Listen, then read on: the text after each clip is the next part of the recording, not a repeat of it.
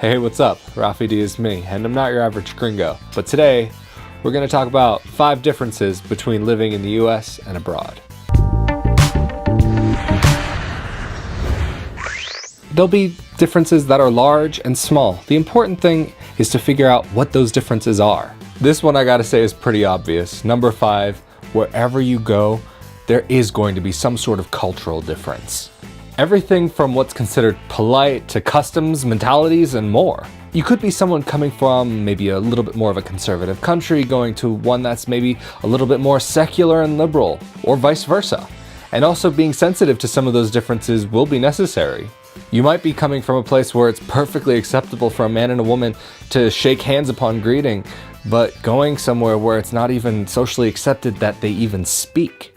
Or it could be simple things which you might think are silly, like going to a country where it's considered bad luck to wish someone happy birthday before the actual day of their birthday.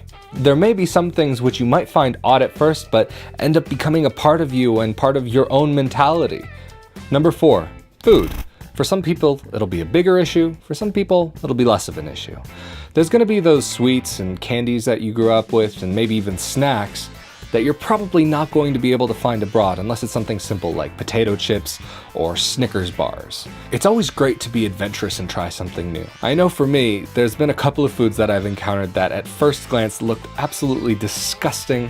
I would never want to try them, but I pushed myself to try them, and they're now some of my favorite foods. There were a couple things that I was really scared to eat that I ended up really loving.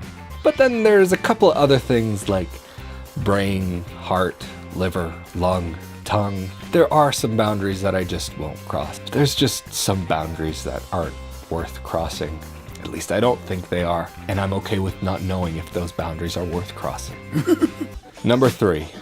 I know I've talked a lot about language, but I can't ever stress enough how important it is for daily life, for everything. It's the most important tool you will ever have.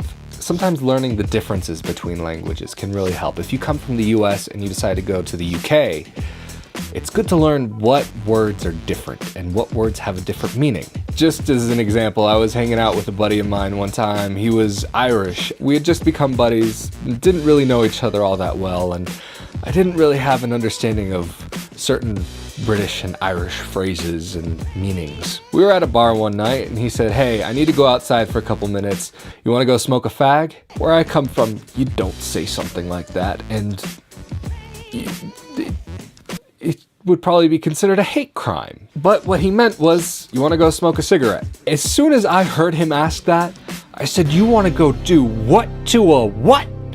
Like, firstly, let's not use that sort of language. There's no need for language like that. Let's everything's okay. Then you'll probably get in a lot of trouble if you do something like that. But he just wanted to know if I wanted to go outside for a smoke.